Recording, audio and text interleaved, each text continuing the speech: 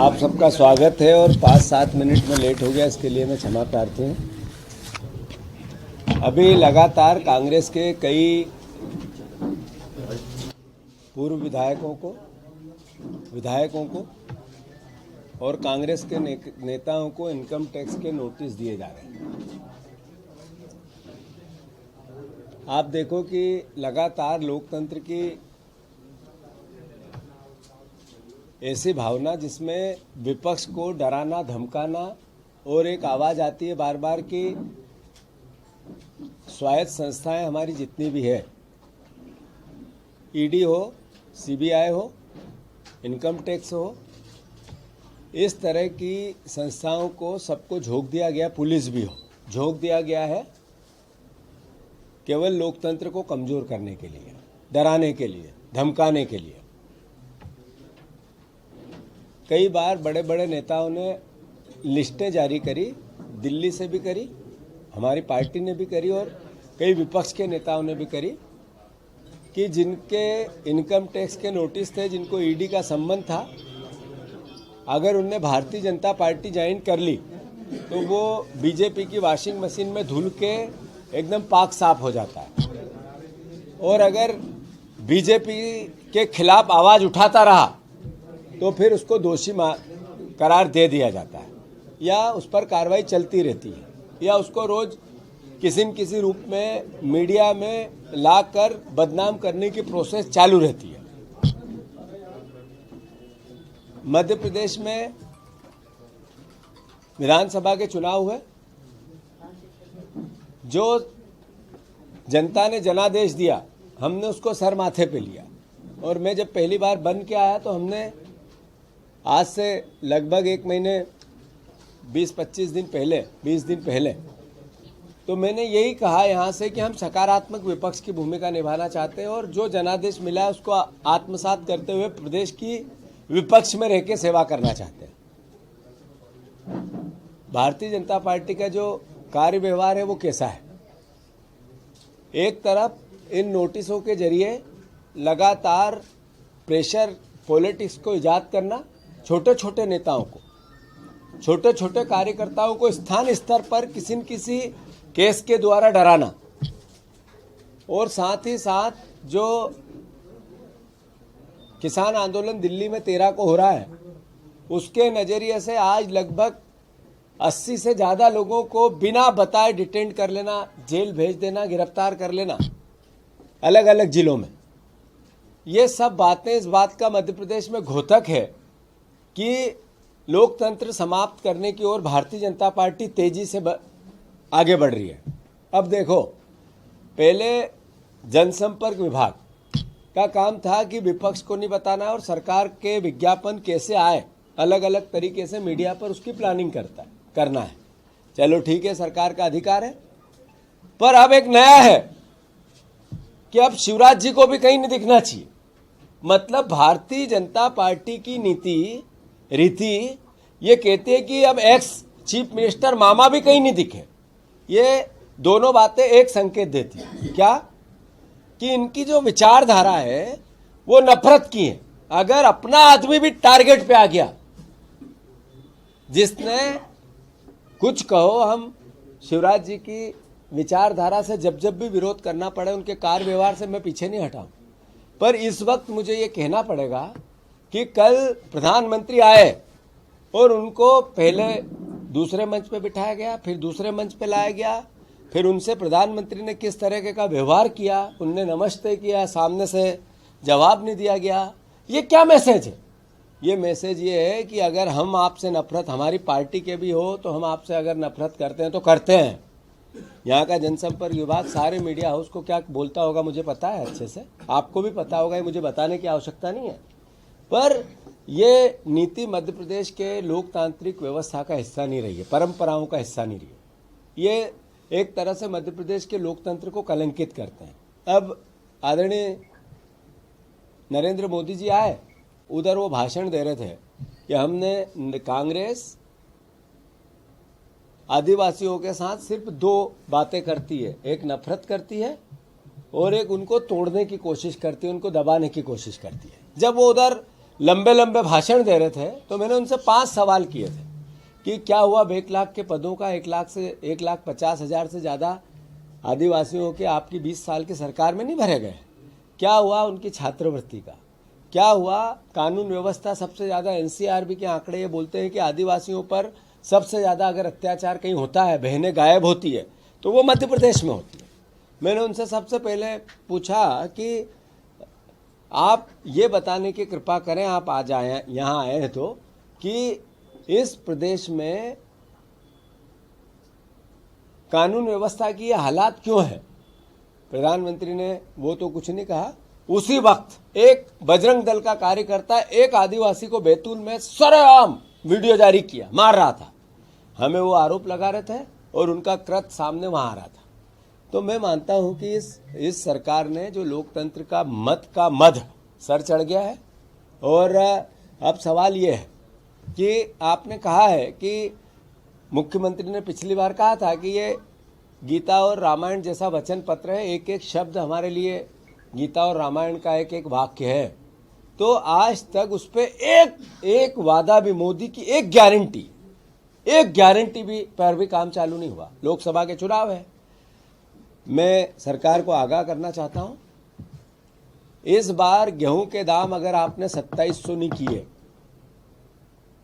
तो दिल्ली के आंदोलन से डर के आप 80 नेताओं को गिरफ्तार जरूर कर सकते हो, पर पूरी कांग्रेस का दायित्व है कि हम सड़क पर रहें। 2700 के गेहूं का दाम दो।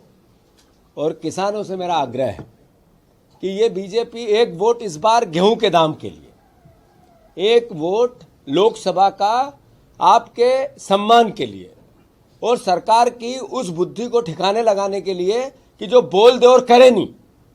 लोकसभा में मोदी जी को अंतर नहीं पड़ेगा 2, 4, 5, 7, 10, 20 मध्य प्रदेश के सांसद अगर गेहूं के दाम के आप बढ़ा दो तो देश की सरकार किसकी बनेगी, क्या बनेगी, एक अलग कहानी है। पर यह जरूर है कि एक सरकार को यह एहसास होगा कि जो किया है नहीं करेंगे तो जनता और जो किसान है वो अपना हक मांग सकते हैं। तो मैं सरकार को आगाह कर रहा हूं, आंदोलन जिले में नहीं होंगे, ब्लॉक में नहीं होंगे, गांव गांव होंगे।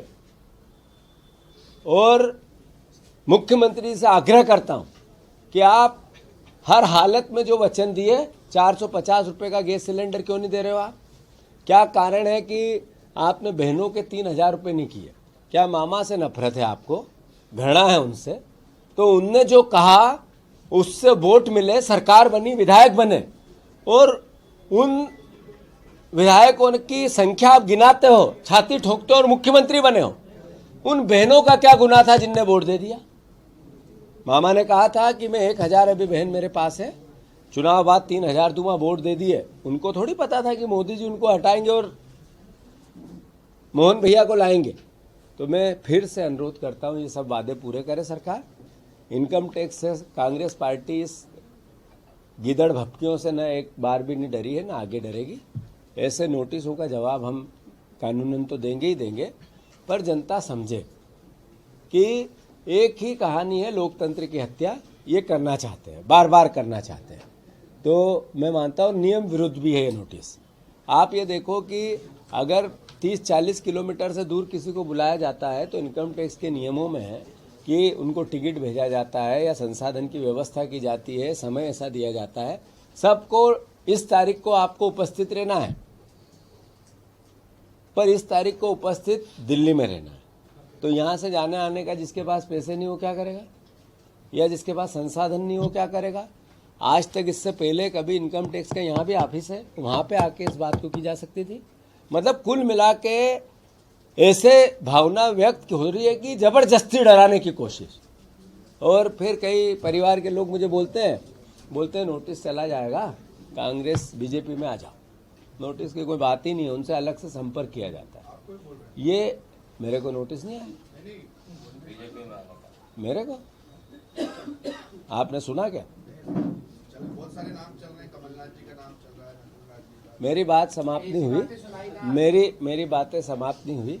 मैं इतना ही अनुरोध करना चाहता हूं कि आप सब लोकतंत्र के रक्षक हैं, आप सब इस भावना को आम जनता तक लेके जाएं जरूर मीडिया हाउसेस थोड़े डरे हुए रहते हैं, पर पत्रकार कभी डरा हुआ नहीं रहता है।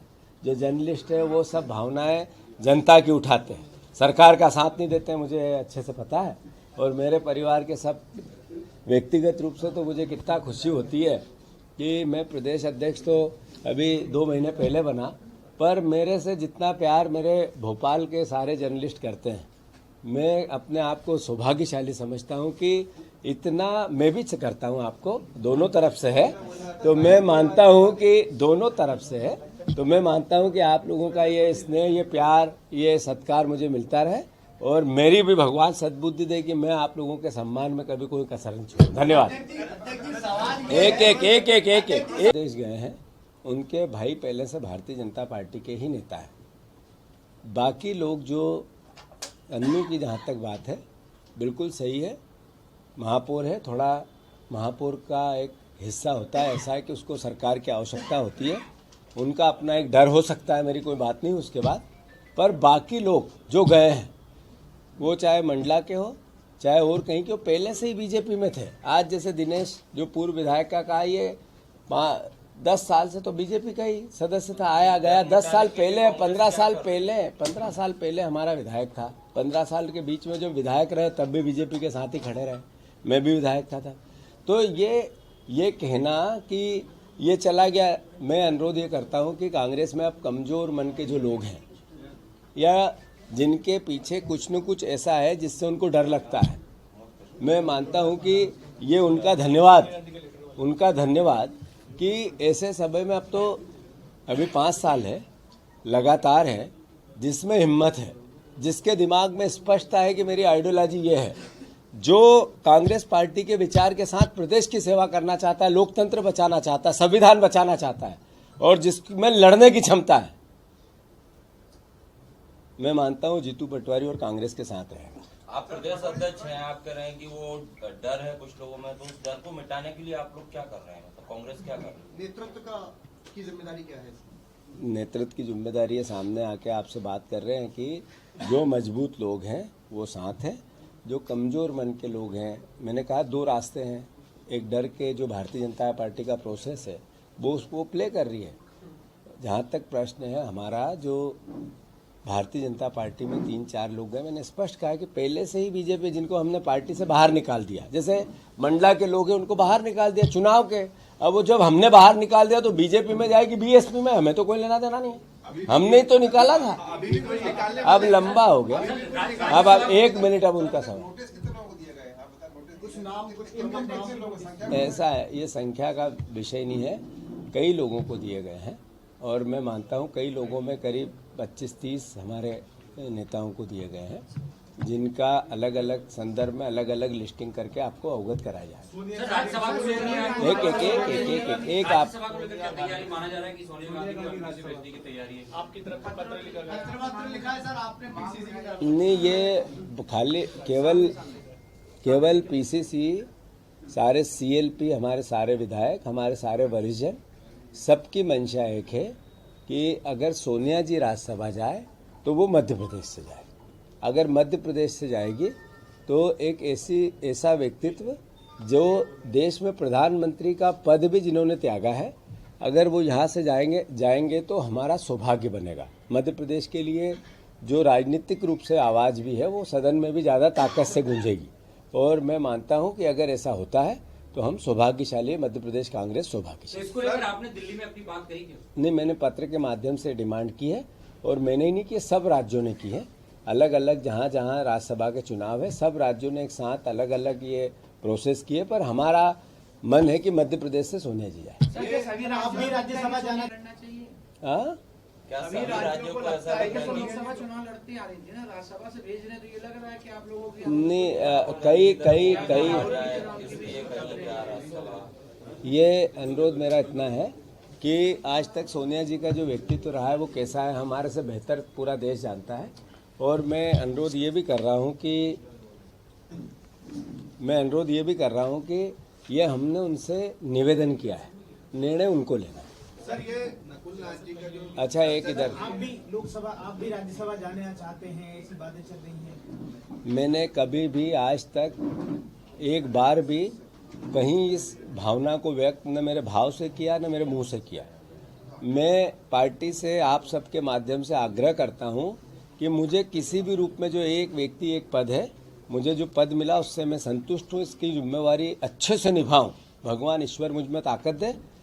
राज्यसभा का न मैं कैंडिडेट हूं, न था, न रहूंगा। कमलनाथ भी हो सकते हैं राज्यसभा के लिए। वो पार्टी तय करेगी। सर क्यों नहीं हो सकते, हो सकते हैं। प्रदेश अध्यक्ष आप बन गए हैं तो सड़क पे उतर के आंदोलन करने की कोई रूपरेखा है? हाँ बिल्कुल की है, बिल्कुल की है। एक एक एक एक एक जो किसानों के आंदोलन की आपने बात की, क्या मेरे सवाल का इलेक्शन के बाद करेंगे या कब करेंगे? अभी तक तो कुछ दिख नहीं रहा। पहले मेरी विषय यह है कि आज 2 महीने लगभग इस नई सरकार को बने हुआ है। जनादेश ये कहता है कि हमें भारतीय जनता पार्टी पे भरोसा है। जनादेश ये कहता है, अगर हम उस जनादेश को 2-3 महीने भी नहीं देखें और हम कहें कि हम आज से ही सड़क पे उतरे, तो ये जनता के उस मत का मैं समझता हूँ कि एक तरह से हम सम्मान नहीं करते हैं। हमने बार बार आपके माध्यम से, पत्र के माध्यम से, सदन में मुख्यमंत्री जी को चिट्ठी लिखकर यह आग्रह किया है कि आप अपने वचनों को पूरा करो। हमें इससे ज़्यादा कुछ नहीं चाहिए बीजेपी से, जो बोला वो करे। अब चूंकि 1 महीना, 2 महीना, 3 महीना, आखिर बीजेपी निर्णय नहीं लेगी, ये सरकार निर्णय नहीं लेगी, मुख्यमंत्री निर्णय नहीं लेंगे, तो स्वाभाविक है हमें आंदोलन करने हैं। और जहां तक प्रश्न है सड़क पे, इस गेहूं की खरीदी में इस सरकार को 100% 2700 से खरीदना पड़ेंगे, अन्यथा कांग्रेस पार्टी अपना धर्म निभाएगी, किसानों के साथ मिलकर निभाएगी। हाँ बिल्कुल हूँ। महाराष्ट्र के पूर्व मुख्यमंत्री ने मध्य प्रदेश में भाजपा 370 सीटें लाएगी। आप कितने तक के मध्य प्रदेश में तो 29 ही सीट है, 370 कहाँ से लाएगी? चलो आगे आप बताएं। एक अजीत भाई, महाराष्ट्र के पूर्व मुख्यमंत्री ने बीजेपी ज्वाइन कर ली। मध्य प्रदेश से भी कई नाम चल रहे हैं, नकुल नाथ है, अरुण यादव है, विवेक तन्खा है, तो इसको लेके अखबार की बातें हैं, पत्रकार की बातें हैं, इसका जवाब सही समय पे देना चाहिए। जल्दी से देंगे तो मैं समझता हूँ बार बार हर व्यक्ति ने अपनी अपनी बात कह दी है। विवेक तन्खा जी ने अपनी बात कही है, कमलनाथ जी ने, नकुलनाथ जी ने। अब आप लोगों को अगर उनने बोला उस पर भरोसा नहीं है तो फिर मैं इसका क्या उत्तर दूं? ये तो उत्तर आपको मिलना चाहिए। सवाल पूछते समय उनने जो बयान दिया उसको सुनना चाहिए आपने। उनने आवासीय विद्यालय है जहाँ छात्र पढ़ते हैं, वहाँ पर कल खूब राडे लाठी डंडे चले और पुलिस ने अभी तक FIR दर्ज तक नहीं की है और उस मामले को दबाने की कोशिश कर रही है। भारतीय जनता पार्टी के नेताओं ने, कार्यकर्ताओं ने, उससे जुड़े हुए संगठनों ने मारा होगा। तो बीजेपी का रूल है, भारतीय जनता पार्टी का रूल है, अपने लोग अपराध करें तो कोई कानून नहीं है, और गलती से कोई दूसरे से हो जाए तब भी कानून का पालन करने में अक्षम है। अभी जितने अपराध मध्य प्रदेश में बढ़ रहे हैं ये उसका घोतक है। जो सेंसेक्स एकदम से अपर साइड चला गया अपराध का, मोहन यादव जी गृह मंत्री है। आप पुलिस वालों की हत्याएं होने लग गई, कांस्टेबल की हत्या हो गई, बीजेपी के नेताओं की हत्या हो गई, रेप और गैंग रेप, ये तो होती हुई वारदात हो गई, इस पे कोई बात ही नहीं है। तो मैं मानता हूं कि जनजाति, मैंने कल भी अभी शुरुआत इसी से की कि जनजाति पे जितने अत्याचार हो रहे हो, चाहे बैतूल या चाहे ग्वालियर, प्रधानमंत्री उस पर एक शब्द भी नहीं बोले। धन्यवाद। डीएम ने कहा है कि